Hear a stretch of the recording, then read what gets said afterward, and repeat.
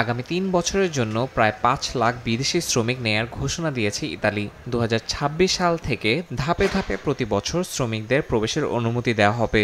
বিশেষ করে কৃষি খাতের মৌসুমি কর্মীর চাহিদা মেটাতে কোটা উল্লেখযোগ্যভাবে বাড়ানো হয়েছে।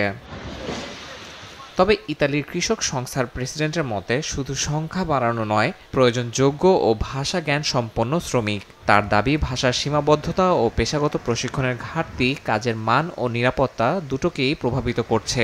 তাই বাংলাদেশ, পাকিস্তান, ভারত ও উত্তর আফ্রিকার শ্রমিকদের ইতালিতে আসার আগে ভাষা শেখা বাধ্যতামূলক করা দরকার বলে মত দেন তিনি।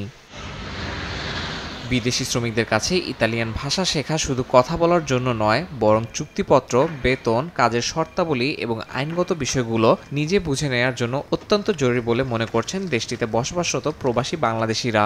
ভাষাটা শেখাটাই জরুরি না, জরুরি হচ্ছে আপনি যখন ইতালিতে আসবেন, এখানে কাজ করবেন, আপনাকে যাতে মালিক আপনাকে ঠকাতে না পারে, আপনার যে কোনো কাজের জন্য আপনি যাতে বিপদে না পড়েন, ততটুকু শেখা অতি জরুরি। ভাষা শেখার মূল উদ্দেশ্য হচ্ছে আপনারা মালিকের সাথে কথা বলার, কোনো ভুল ত্রুটি যদি থাকে, আপনাদের কাগজপাতিতে কোনো সমস্যা থাকলে উকিলের সাথে, মালিকের সাথে, সবার সাথে কথা বলা যাবে। অন্যদিকে শ্রমিকদের দাবি, প্রথমে ন্যায্য মজুরি, মানবিক আবাসন ও শোষণমুক্ত কর্মপরিবেশ নিশ্চিত করা হোক। তাদের মতে মৌলিক অধিকার সুরক্ষিত না হলে কোটার সম্প্রসারণ তেমন ফল দেবে না। এছাড়াও ক্ষুদ্র ও বৃহৎ উভয় প্রতিষ্ঠানের জন্যই কাজ পেতে আমলাতান্ত্রিক জটিলতা একটি বড় বাধা।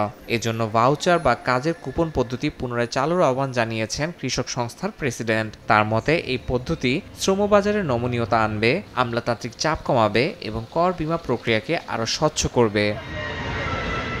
সময় সংবাদ, ইতালি।